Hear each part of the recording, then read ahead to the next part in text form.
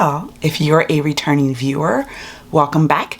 If you are new, welcome. My name is Amira, and today, guys, we are going to do my 2024 palette ranking. Now, I originally wasn't going to do this video because for some reason in my mind, I was like, I didn't try that many palettes this year, so I don't see the point. And then I was going through my best of 2024 and just sort of looking at all of the palettes that had come into my possession over the year, and I was like, oh, actually, factually, I had a decent amount. So I think I had enough to do a ranking, and I do have a ranking in my mind. I didn't write the ranking down. I guess I'm just doing this really YOLO style because I have them here, and I'm going to look at them, and I'm going to hold one up, and I'm going to be like, top, bottom, and I'll give you my reasons why. Again, I wasn't planning on doing this video, so the planning for it wasn't quite as detailed as it would have been had I been planning to do it. But I was like, you know what? Actually, I kind of like the idea of doing this on camera, sort of going through my thought process with you guys. So let's get into it. Okay, guys, so let's start off with what is on the bottom. And first of all, let me just say this, that if a palette is on the bottom, it doesn't mean necessarily that it's a bad palette. It could just mean that it's a color story that I don't reach for. I would say I haven't tried any bad palettes this year. So for me, this is more about palettes that I will actually reach for, that I enjoy, that I have kept in my collection, and that I reach for all the time, as opposed to things that I don't reach for all the time. So with that in mind, let's start off with the Nomad Keys Beachy and Peachy palette, which looks like this. And I open it up and it looks like this. Now, I actually think this is a beautiful palette as far as like the formulation, and you know, I really love the sort of pastel tones here. But what I found with this palette, which I kind of knew when I saw it, was that I wasn't going to really be reaching for the shades that are like, for me, this palette is really split down the middle. It kind of just goes from here, this is what I use, and from here is what I don't reach for. And so for me personally, it just wasn't as much of a palette that I felt like I could utilize all of the shades, because my desire when I open this palette is to reach for these really beautiful, soft, almost, they're like vibrant but pastel tones. Really beautiful. I love the shimmers in this. The shade Dry Tortugas is just so pretty. This beautiful gold. So this has some beautiful shades in it. It's just not a palette that I feel like I would be able to, I have been able to, or haven't been able to utilize in the way that someone else would, who would love all of these really like bright blues and oranges. And again, I'm not anti-blue or anti-orange. It's just in my current makeup journey, there was a time where I would have reached for those with no problem, but my makeup style now, the iteration of my makeup style now, the evolution of it, those aren't shades that I reach for all the time, or very rarely, if at all, at this point. So that, yes, that is Keys Beachy and Peachy. And I went to the Creators and Friends retreat in New Orleans in April of this year, and we received the Spring Magic palette from Unearthly Cosmetics. Now, this palette is beautiful, but what I will say is that, again, I haven't been reaching for it the way I would have at a different point in my life. However, this has one of my favorite like taupey metallics, this one here. This is called Grimoire. And so when I do reach for this palette, I tend to reach for the same shades over and over again. The shade Mystic, this one here, stunning, lush, stunning. So there are shades in here that I absolutely wear and will wear, but there's also shades in here that I absolutely never reach for, like these tones up here. I have used Dragonfly and I have used Clouds, but for the most part, if I'm using this, I'm usually sticking with these neutral tones like Clove and Cleanse, or I'm doing something with like Flourish and Blossom, like these pinky tones. I do really love this green. I am a green shadow girly, but I tend to like more mucky tones of green. So the really bright ones don't really get a lot of use in my repertoire. This is a beautiful palette. Unearthly has an amazing, they have one of the best formulations in indie eyeshadows, in my opinion. So it's a beautiful palette, and if these are your tones, I think you could get a lot of use out of this. A little bit of glitter posted a look on her Instagram that was so beautiful. And when I read the caption, it said the palette was Spring Magic, and I was like, oh, I need to pull that out more. I need to use it more, because it is, as you can see, it's a beautiful, beautiful palette. It's just a color story that I don't reach for very often. Next up is a palette from Fantasy Cosmetica, and this was from their, I believe this was their spring or summer. This is from spring or summer. This is the Cradled in Ice palette, and I will show you what it looks like here. Beautiful color story, but again, the theme stays the same. This is a very purple and blue leaning palette, and for me, the colors that I reached for were basically all of these on this side. I didn't really reach for any of the blues. I used a little bit of crystal here and there, but my jam was all of these here. So again, it was just an issue of like not utilizing the entire palette, because my preferences for tones have shifted, you know, and who knows, they may shift back. I feel like for me, what I've discovered in my, you know, makeup journey and my use of makeup over these past 10 years that I've really been, you know, heavy into makeup, is my tastes shift, you know, and they're fluid, and I'm okay with that. And so if I'm in a certain period of time where I'm not into certain things, that's okay. It usually comes back around, or it comes back around in a different iteration, you know. So I don't feel like, oh, I have all these palettes that I don't use these colors anymore. I really don't, because if it gets to a point where they've been sitting there and I just don't like the palettes anymore and I don't use them, then I will declutter them. But my sense of decluttering now is a little bit different from what it used to be, or what it and my sense of like what I want to keep is a little bit different. But we'll get into that in another video. But what I'm saying is, I like this palette a lot for the formulation, and these shimmers are beautiful. But again, it's another palette that I only feel like I'm utilizing half the palette, which is why I'm raking it lower. Next up is, once again, a palette that sort of falls into that category, and that is the Little Mermaid, Sigma Little Mermaid palette. And I struggle with this because I actually love this palette so much.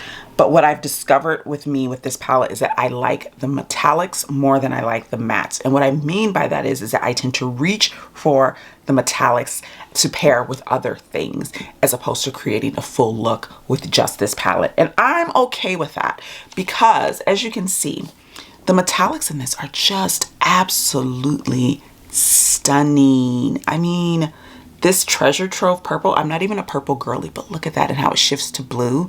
I mean, they did a really good job with the metallics in this palette. I was a bit shook. I was a bit shooketh when I first tried this palette. They did a great job with it. But I just find that the reason why it's ranking a little bit lower for me is because, for me personally, I'm reaching, with the exception of Sea King and Loverboy, which are the two neutral tones in here. This kind of like warm neutral, and then this lighter tone. I don't really reach for the mattes in this. I usually take those and I'll, you know, either do a base with that and reach for one of the metallics in here, or I'll skip these all together and I'll reach for the metallics and pair them with another matte. So, and again, it's not that these are bad. Like the shade 3 Days is so stunning. It's like a pale, like lavender tone, Jumpin' Jellyfish. There's some beautiful shades in this palette. So again, it's not that it's a palette that I dislike. It's just a palette that, for me, I tend to not create whole looks from. Next up is a palette from, another palette from Nomad, which is Ireland Wild Atlantic Way. And this is the palette that they released in, I believe, early spring of this year. And it looks like this. And this came out around like St. Patrick's Day. Beautiful palette. Green is my favorite color, so this is not an issue of the palette being green, because I love green. The issue is the tones of green for me when it comes to eyeshadow. So while for me these tones of green are the greens in my like life, and like when I'm purchasing like a green sweater, or you know, for a long time I had all green bedding. I switched that out since then because I just wanted to change. But generally speaking, when I'm reaching for greens and, you know, that aren't makeup related, these are the greens I'm reaching for. But in makeup, I tend to like more mucky, yucky, fugly, sort of yellow based, you know, swampy greens. It tends to be more of my jam with green. So for that reason, that's the only reason why this is ranking a little bit lower for me. I did a review of this palette. I did 2 looks with it. It was beautiful. It's a beautiful palette. The formulation is great. The metallics are beautiful. My favorite metallics in this are Savage Beauty and Schlante. These 2, so stunning. So it's a beautiful palette. It's just these are not the tones of greens that I generally reach for when I'm reaching for a green. Next up, we have these 3 palettes from Nomad. They came out with like a little trio of their to expand their travel palette collection, and I really thought it was a good idea. I liked that they came out with 3 different distinct color stories, and I am going to talk about 2 of them, not all 3, because one of the 3 is ranked higher for me, and we'll get into why. So first up that I'm going to show is the Nomad Canadian Rockies travel palette, and it looks like this. So this, as you can see, is kind of falls into the same category as Ireland and Wild Atlantic Way, because the tones are not the kind of green tones that I tend to reach for. I think this is the formulation on this is pretty good, but it's just not a color story that I'm like reaching for consistently. I just don't. And then we have Abu Dhabi Zaid, and this one kind of surprised me. I reached for this far more than I realized I would. And I thought the other one that I'm going to talk about would be the one that I reached for the most. But it is not. It was actually this one. So why am I ranking that one higher and this one lower? Well, the reason for that is, as much as I love this, this is not a palette that I would reach for on a daily basis, besides the beautiful, like this tone here. Oh, it's so pretty. Look how pretty that is. This is an incredibly warm palette, and while I used to be a huge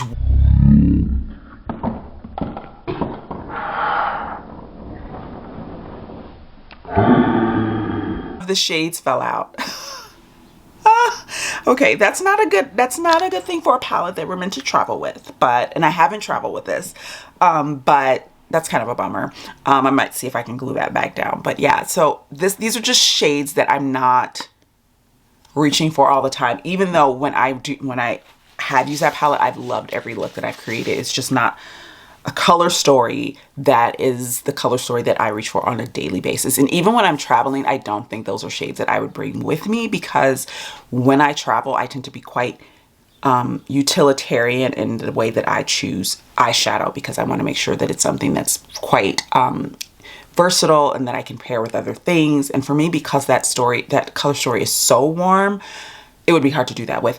Also, I did find a couple of times that I've used it that the looks were quite, which is an issue that I kind of have with most like very heavily warm leaning palettes, is that the looks can kind of become very samey because the tones are so similar.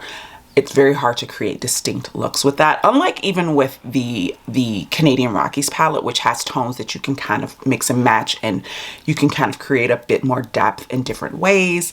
With the Abu Dhabi one, because the tones are all like right here, nothing is here or here, it can be very hard to create unique look. Next up is the Cleona Cosmetics Paleo palette. I was blessed to have gotten this in PR, and I was so excited because these, I know, were like the palettes that kind of put them on the map, and they reissued them this year. And they reached out, one of the owners reached out and told me I could pick one out, and I was like, oh my gosh. And so I picked out Paleo. And when I looked at it, the thing about it is, when I first looked at it, I was like, okay, what's the one that's the most like interesting to me visually? And that's the one that I picked. Now, there's a caveat to that, and I think you'll see what that caveat is. When I got the palette, I was like, oh, it's so pretty, it's so pretty. And then I proceeded to not use anything up here except for this tone. I used all of these. All I used was this one in all of these. And I was like, Amira, maybe that wasn't the best choice. Maybe that wasn't the right thing to do, to pick a palette that has so many blue tones that you don't reach for. So I don't blame the palette for that. I blame my own decision making. This is a beautiful palette. The metallics in this, I mean, it is Cleona. They know how to do. This is Archaea. These are the 2 that I reach for all the time. It's Archaea and Crater, these 2. I mean, so as a result of me and my poor decision making, what often happens with this palette, as what happens with, a couple of the other palettes that I've already mentioned, this becomes a half palette, because what winds up happening is, as much as I love this tone and it's beautiful and I have created full looks with this, what I tend to do is reach for, outside of this palette, I'll reach for neutral mattes, and then I'll go in with one of these metallics. So again, it becomes a palette that I'm not using it to its full like advantage, because it has tones in it that I don't reach for very often. But that was my decision, my poor decision making in choosing that palette. There's nothing wrong with that palette. I think it's a beautiful palette and I've created really pretty looks with it. It's just a palette that I don't use all the shades in. Now let's talk about the other Nomad travel palette. And this is Oslo Gardermoen, which is the cool toned palette. And this is what it looks like here. And this palette actually surprised me, because when I got all three palettes, I thought the Abu Dhabi would be the one that I liked. I was like, well, it's got, you know, I thought that would be the one. I did, because I thought it's really interesting visually, but the issues that I had with it is what kind of kept it from being higher up on the list. This one, on the other hand, I kind of knew I was going to love, and I do love, and this is something that I would actually travel with. Like, this is what these are tones. They're cool. You've got neutrals, you've got metallics. I will say, for me, I don't get a lot of use out of this metallic here. This is Nordic Cool. It's just like a really like silvery silver. I don't get a lot of use out of that. I get some use out of Democratic Design, surprisingly, but it's because it's a bit softer. And so I can kind of shear this out. My nose wants to itch right now. Hold on a second. I can kind of shear this out. But so for me, what I would say with this palette is I love the mattes in this. The metallics are secondary for me, because what winds up happening, and this is what happens when I travel anyways, that I tend to bring palettes that have the type of mattes that I'm looking for. And if it has the metallics that I like, great. If it doesn't, I usually tend to bring things that I can pop on my eye, you know? So for me, these are not the stars of the show, but these neutrals are. All right, next up is Polar Express from Nomad, and this is a beautiful palette, and I actually probably would have ranked this a bit lower if I had sat and thought about it, but the reason why I'm ranking it higher is because of the neutrals in it, because it does have quite a few blues. But what I love about this are the tones of the neutrals in it are my kind of tones. So I got quite a lot of use, surprisingly, out of this palette. When I looked at it, I loved the color story, but I was like, I don't know if I'm going to get a lot of use out of the tones in here. But what surprised me is, despite using all of these tones, I was actually reaching for these like lighter, like metallic-y tones are actually really, really pretty as well. And then you have this beautiful, it looks blue here, but from this angle, it shifts from blue to purple. So from my angle, looking at it, it's purple. So it has a beautiful shift to it. You can kind of see it here, that it kind of shifts a little purple. This is actually a more useful palette for me than I originally thought it was going to be, which is why I'm ranking it higher. Had I like gotten it and just looked at it and like, where would you have ranked this as far as utilization and how much use you're going to get out of it, I probably would have ranked it lower, just because I would have thought, I don't think I would get a lot of use out of that. But I actually have, and I think it's a beautiful color story, and I love the aesthetic of it all. Nomad has really been killing it with their aesthetics and their like packaging and their like cohesiveness of their like releases has been chef's kiss. Another Nomad palette, and today we're going to talk about, right now we're talking about it all today, but right now we're going to talk about Fuji 5 Lakes. Now, I kind of struggled because I'm looking at this and I'm like, should I rank this higher? And I kind of want to, but I also kind of don't. And hear me out. First of all, the packaging on this is top notch, bar none. Probably the prettiest packaging I've seen all year. This is what it looks like. How stunning is that? Now, can you see the trend here of what I am going to say? I love these yellows. I love the reds. I wish there was a little bit more neutral in here, but I understand why there isn't because of the color story itself. So I'm not like dinging a point off that for that. But really the only like neutral tone is this one here. I love the reds. I would say I don't love this red as much. I think it's a little bit sheer. I like this deeper one and this one here. But when I'm using them, I can build this one up. I can kind of put these two together to build them up. But I do think this red is a little bit sheer for my taste. The yellows are absolutely stunning. I've used Diamond Fuji. Pampas Grass is stunning. It's like this shifty tone. But what shades in here have I barely touched? I've used a little bit of Mount Hoei, a little bit of Fuji Goko, but I don't think I've ever touched that shade there. So it's just, again, it's a story of a really beautiful color story. And let me just say that even though I'm not touching those shades generally, this is still one of my favorite color stories of the year and my favorite palettes, as far as the fact that they did something unique and interesting when everyone was sort of releasing the same tones as people tend to do during fall. It's sort of like the samey, and that palette really stands out against a sea of like very homogeneous fall palette. I feel like these are going to be tied on the list, guys. I'm looking at both of them and I'm like, I like them both, and I kind of feel this, they're not the same, but my thoughts about them are the same. So I'm going to show you them both. So first up is the Nomad Cosmetics Chicago Speakeasy palette. I live in Chicago. I'm from Chicago, born and raised. So when I saw this, I was like, yes, our time has come. Because I was ready. I was ready. And look at this package. Look at this packaging. And then look at this color story. I mean, okay. So this, for me, this whole color story, vibing. I've reached for every shade in this palette. Vibing. You know what I love about it, though? Can you tell what I love about it? It's the slightly desaturated tones. It's the slight muckiness of it all, with the exception of these two, which are like the tones that are very much sort of like, this is Green Mill and Southside, and Southside actually shifts from a green to a purple.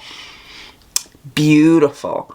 But these are such rich jewel but kind of mucky tones that I just they're just so yummy. So this is why, for me, this one hits me more than some of the other color stories from Nomad as far as the tones, because this is for me, this is a cohesive, like this is a full palette, like this is a full look palette for me. I can sit down, I can do a whole thing with this with no problem. And I love, I mean, all of the shimmers in here, guys. This Jinriki tone, I mean, this palette slaps. This palette slaps, okay?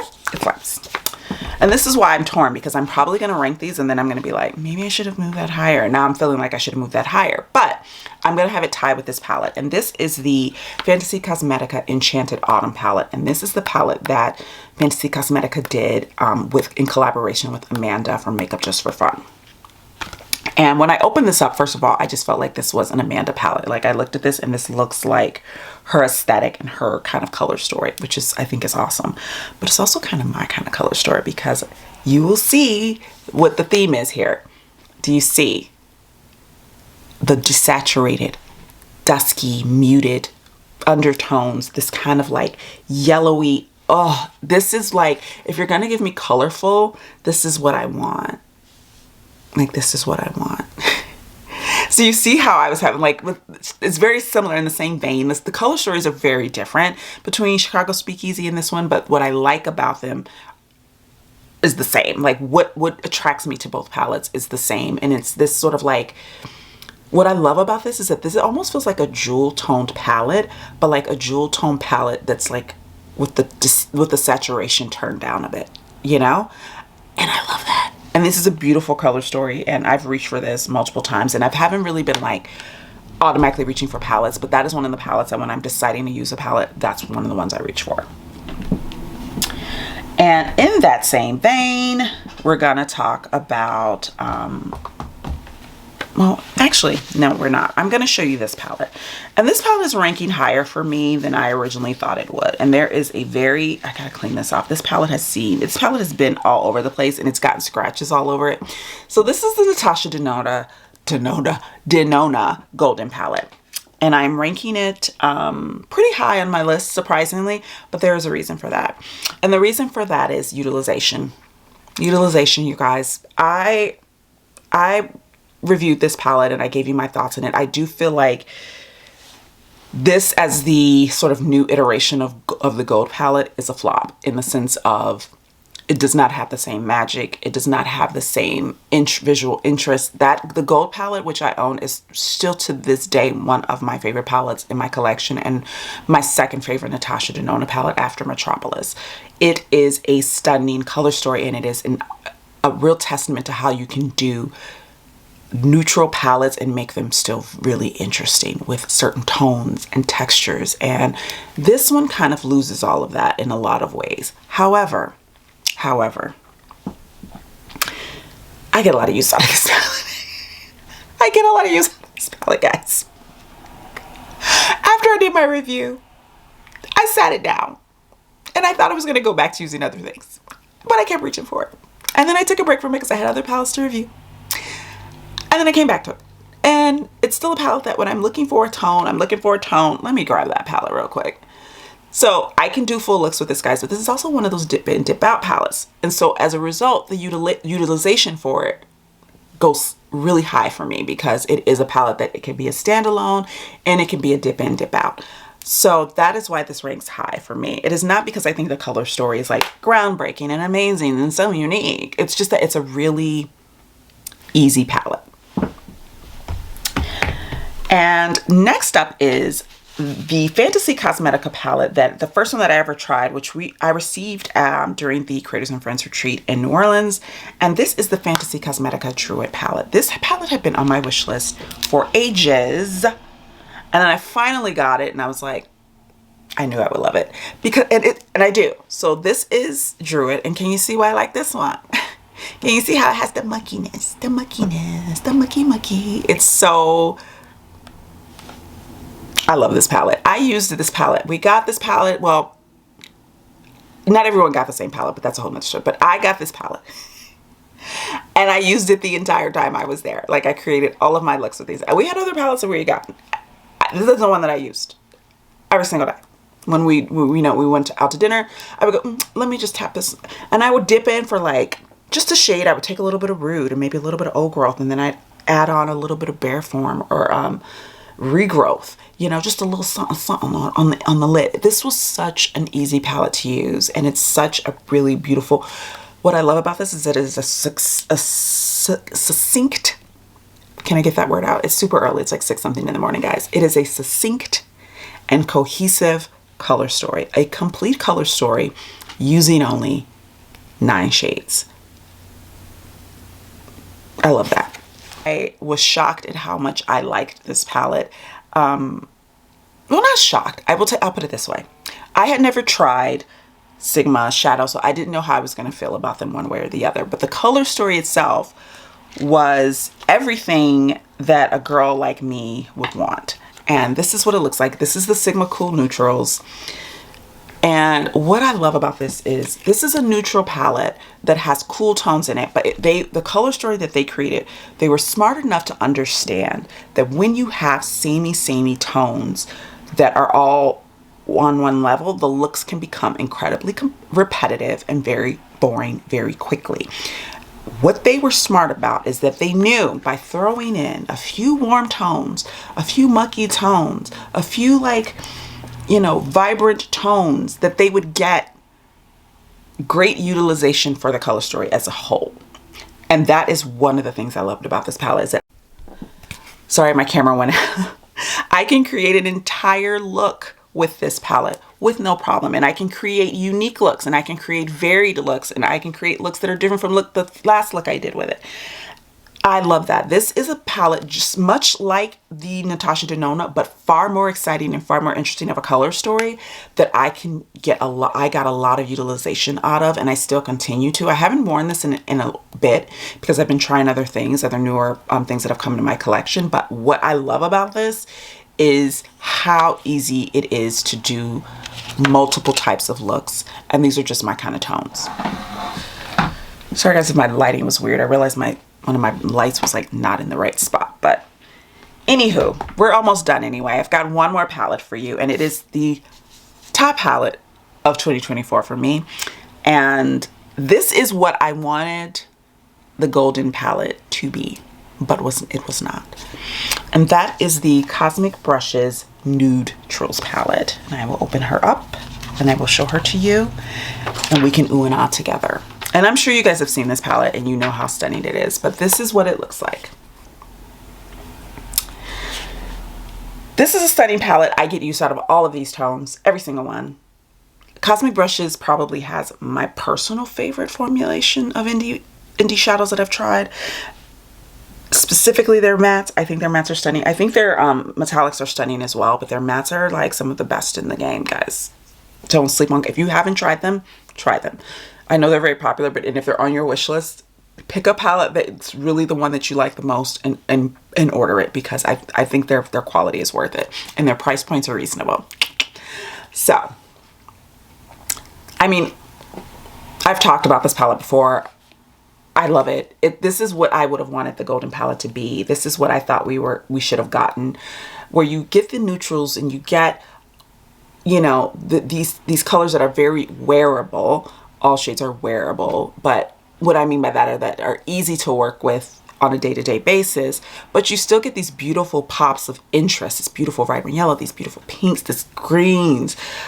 And it has the thing that I love, which is that slightly overall, you know, sort of like yucky swamp vibe almost. You know, I love that. And it has that, but it has that without it feeling too samey. And ironically, even though I love that, these tones here are the ones I probably have reached for the least. I do reach for this, but even though I love that, because I have all of these other shades to play with, it, I don't have to rely on these two shades to get a look. I have so much to work with and to play with. And Desire is one of my all-time favorite shades from them. It is, I mean, I use Luxe quite a bit. This tone here, it's just, this palette has so much depth and dimension to it. It's such a well done palette, and I don't tend to like super large palettes like this, but what I like about Cosmic Brushes is that even though they have really large like palettes, they still manage to do color stories. It never feels to me like it's a rainbow palette. You know what I mean? So yeah, so when I was looking at this and I'm going through it, and again, I did this on the fly, and I'm pretty happy with where I've put certain things and why I've put certain things, certain places, certain palettes. But I always knew that the Cosmic Brushes would probably be number one. I knew it was going to be between that one and the Sigma Cool Neutrals. And had I not bought neutrals, the Cosmic Brushes, Sigma probably would have been the top one. So yeah, guys, that is my palette ranking for 2024. Let me know in the comments down below. Have you tried any of these palettes? Did I rank one of your faves low, or did I rank one that you disliked higher? Let me know in the comments down below. If you enjoyed today's video, guys, please be sure to hit the like button and don't forget to subscribe, and I will see you in the next one. Bye now.